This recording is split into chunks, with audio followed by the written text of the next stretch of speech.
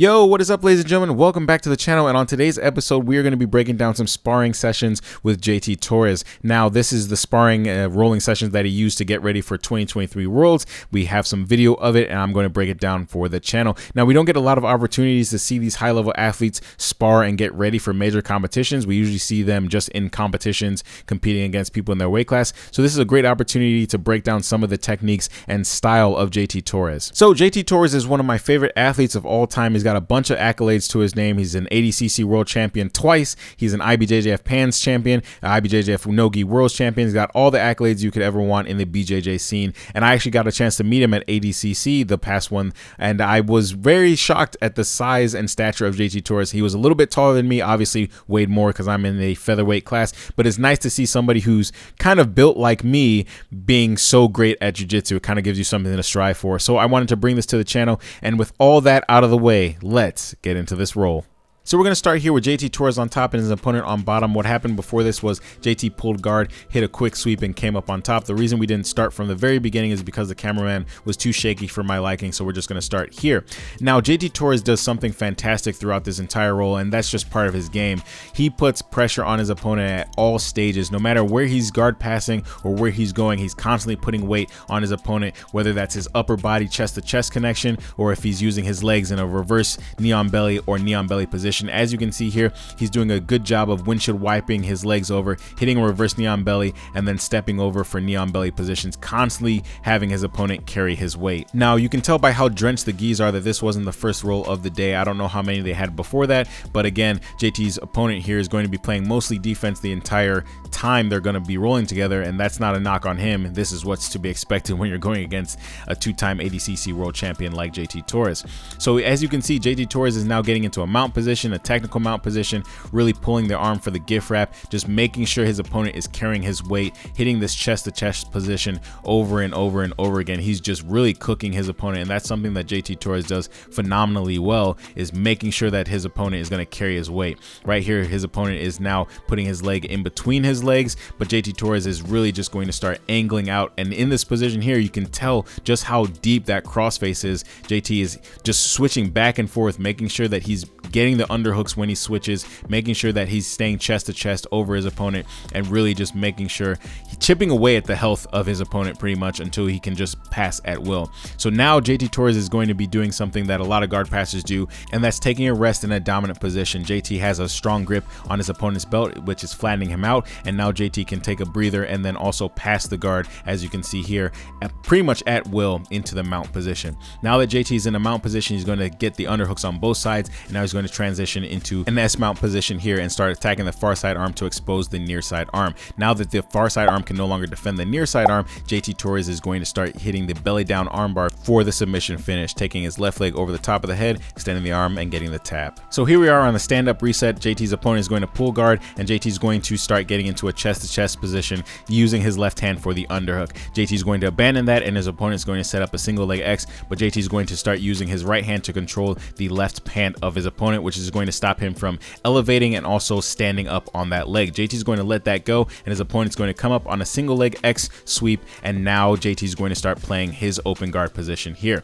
JT's going to start off balancing his opponent, trying to get into a deep De La Riva position. If you have the De La X, go and give it to you off Jiu-Jitsu X. This is a position that JT shows in that instructional. I own it, obviously, because I'm such a big fan of JT Torres, and he uses that sweep masterfully to get right into a knee on belly position. Again, he doesn't elect to go for positions that give his opponent any type of space. So now he's in a knee on belly position, putting pressure back on his opponent and using this knee on belly position as a resting position, as you can see here. Now he's going to start working on the lapels and start getting a cross collar position and then get into the mount position once again. And now he's in the S mount position, attacking that far side arm, and instead of going for the belly down armbar, he's going to switch to the monoplata and get the tap for the submission there. So here we are, we're going to reset, and JT Torres is going to pull into an open guard position and hit a sweep sweep on the way to the open guard pull and come up on top. Now watch what he's going to start doing with his left hand here. He's going to grab the tail end of the top of the gi and start putting pressure onto his opponent, making sure that his opponent's face is out of alignment with his spine. And this is an excellent guard passing position, half guard passing position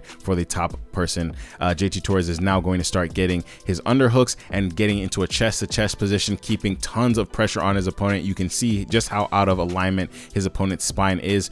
Now JT Torres is now caught into a half guard position here, but his opponent is now flat on his back, spine out of alignment with his head, and now JT Torres can kind of pass at will in this position. JT Torres is going to take his time here, making sure that he gets his rest, and now he passes right into the mount. And now from here, he's doing an excellent job of controlling the double underhooks on his opponent, keeping his chest onto the face of his opponent, again cooking his opponent in this position, making sure his opponent is nice and tired before he starts transitioning to any other types of positions. Now that he's in a mount, he's going to elect to go back to knee on belly by windshield wipering his left leg out of the position and get into a heavy knee on belly pressure position. You can see he's just transitioning from dominant position to dominant position. Just as much pressure as he can put on his opponent is exactly what he's trying to do here. You can see now that he's got a deep underhook, cross facing with his left arm, truly getting his opponent nice and tired and getting back into a knee on belly position, grabbing the collar and then switching back into a mount position. His opponent is not going to be able to hold on to that leg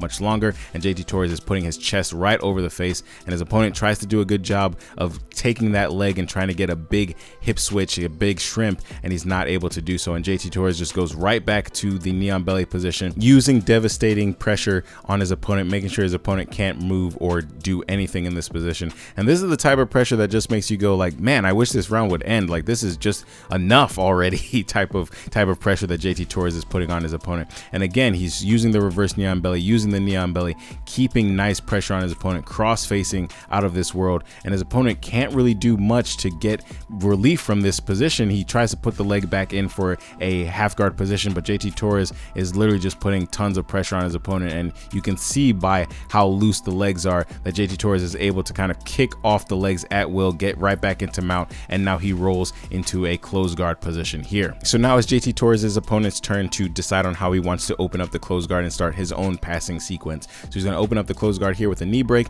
and start standing, and now he's trying to decide on what he wants to do. JT Torres is going to take advantage of this pause though and throw his leg over for an Omoplata, grab the belt so his opponent can no longer step over, and now he's going to start sitting up for the Omoplata position, using the lapel to pull his opponent to his side here, and that's pretty much all she wrote. He's going to grab the far arm here, sit up for the Omoplata, and get the submission. So here we are back on the feet. JT Torres is going to win the grip fight battle here, and as his opponent pulls his right hand away, JT Torres drops to his knees and hits a nice takedown here and gets into another dominant position. So if you were wondering when the wrestling was going to come into play, that is one of the sickest takedowns, slickest takedowns as well that I've seen in a sparring rolling session here. So now JT Torres is really going to start putting it on his opponent here, using his right hand to cross face and really kind of flare his arm back and forth, causing a lot of cross face pressure onto his opponent. His opponent now has his leg and tries to invert into a single leg X position, but JT Torres is going to strip the grip and kind of keep his posture nose above toes here, so he's not really bent over, so he can't really get swept. His opponent tries to come up, but JT Torres is able to sprawl, and now again in this knee on belly position here, really putting a lot of cross face pressure with his right hand on his opponent's face. You can really see his opponent squint and grimace at this position here because he's really getting cross faced into a direction that he's not wanting to get into. His opponent tries to belly down here, but JT Torres is again going to bring that knee on belly position here and really stifle any type of movement his opponent has. He's going to hit a front roll here, adjust the collars on the lapel, and then hit another submission. So here we are back on the feet once again. JT Torres' opponent is going to pull into a half guard position, and JT once again is going to use that left hand to control the belt of his opponent, get behind the hips, keep nice pressure, and kind of fight his way out of this half guard position. Now his opponent has a better half guard here, but watch what JT Torres is going to do with both of his legs. He's going to pinch his legs together around the left leg of his opponent and really stop his opponent from being able to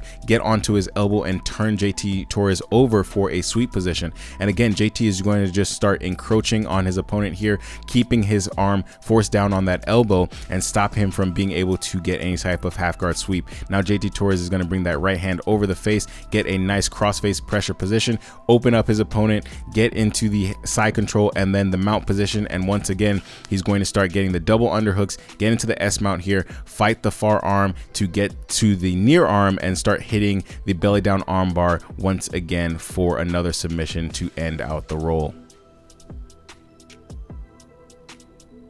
So ladies and gentlemen, let's get right into the takeaway. The major takeaway here, and probably the only takeaway that I'm going to talk about, is pressure, pressure, pressure. JT Torres just put on a clinic on how to put pressure on your opponent and whittle away at their stamina and their endurance so that you can pass pretty much at will or on your own terms and make the pass a lot easier. So ladies and gentlemen, that is the end of the video. Thank you guys for watching, and thank you guys for supporting the channel. It truly means more than you know. I'm going to be bringing back some more worlds breakdowns, some breakdowns of my own sparring sessions, and just what I'm working on in the gym lately. So stay tuned for that. So that's all I have for this one. I'll catch you on the next one. Peace.